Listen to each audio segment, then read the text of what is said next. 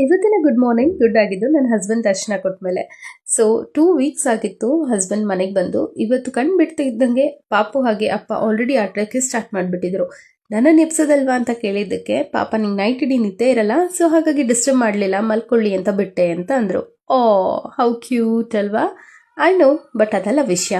ಮುಂದಕ್ಕೆ ಹೋಗೋಣ. ಸೊ ಪಾಪುಗೆ ಅಮ್ಮ ಸ್ನಾನ ಮಾಡಿಸ್ಕೊಟ್ರು. ಅವನಿಗೆ ಮಸಾಜ್ ಮಾಡಿ ಲೋಷನ್ ಹಾಕಿ ಅವನ ಜೊತೆ ಸ್ವಲ್ಪ ಟೈಮ್ ಸ್ಪೆಂಡ್ ಮಾಡಿ ತಿಂಡಿ ಮಾಡೋಣ ಅಂತ ಕೂತ್ಕೊಂಡೆ. ಬಟ್ ನಾನು ತಿಂಡಿ ಮಾಡೋ ಕರೆಕ್ಟ್ ಟೈಮ್ಗೆ ಪಾಪುಗೆ ಯೂಶ್ವಲಿ ಹೊಟ್ಟೆ ಹಸಿಯುತ್ತೆ. ಸೊ ಹಾಗಾಗಿ ನನ್ನ ಹಸ್ಬೆಂಡ್ ಎತ್ಕೊಂಡು ಕೊಡು, ನಾನು ಹಾಲು ಕುಡಿಸ್ತೀನಿ, ನೀನು ತಿಂಡಿ ತಿನ್ನು ಅಂತ ಅಂದರು. ಮತ್ತೆ ಕ್ಯೂಟ್ ಥಿಂಗ್ ಅಲ್ವಾ? I know. ಸೊ ತಿಂಡಿ ತಿಂದ ಆಗ್ತಿದ್ದಂಗೆ ಮನೆಗೆ ರಿಲೇಟಿವ್ಸ್ ಬಂದರು, ನನ್ನ ಚಿಕ್ಕಮ್ಮಂದಿರು. ಸೊ ಅವರೆಲ್ಲ ಬಂದ ತಕ್ಷಣ ಪಾಪುನ ಎತ್ಕೊಂಡು ಆಟ ಆಡ್ತಾ ಇದ್ರು. ಸೊ ನಾನು ಶೆಫ್ ಏಪ್ರೋನ್ ಹಾಕ್ಕೊಂಡು ಕಂಪ್ಲೀಟಾಗಿ ಶೆಫ್ ರೀತಿ ರೆಡಿ ಆದೆ. ಯಾಕೆ ಅಂತೀರಾ? ಪುಲಾವ್ ಮಾಡೋಕ್ಕೆ.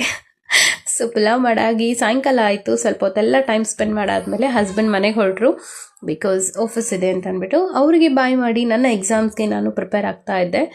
ಸಿಕ್ಕಾಪಟ್ಟೆ ಟೈಮು ಓದ್ಬಿಟ್ಟು ಸುಸ್ತಾಗಿ ಫೈನಲಿ ನೈಟ್ ಹೊತ್ತು ಒಂದು ದೊಡ್ಡ ಲೋಟದಲ್ಲಿ ಹಾಲು ಕುಡಿದು ಮಲ್ಕೊಂಡಿದ್ದಾಯಿತು.